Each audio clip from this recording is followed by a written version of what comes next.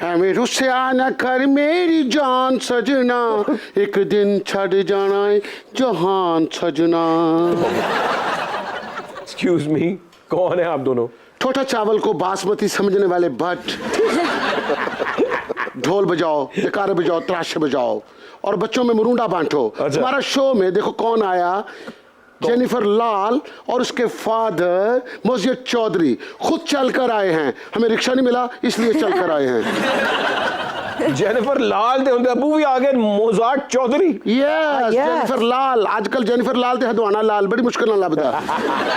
Oh my god, Jennifer Lal, daddy मोजेट और दूसरी तरफ आयमा बेग और अदनान काजी सुपर ओवर में।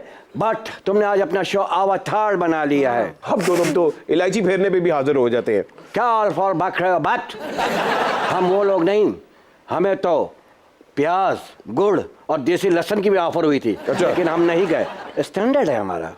हमें तो खुद हवालदार लेने के लिए आता है। किसी शो में भी चले जाए जब तक पुलिस ना आए हम नहीं निकलते। एडवांस लेकर मुकर जाते हैं तो फिर कॉन्सर्ट कहाँ करते हैं? मोया दी मंडी। ये बात मत करो बट दही के साथ ग्रीन टी पीने वाले।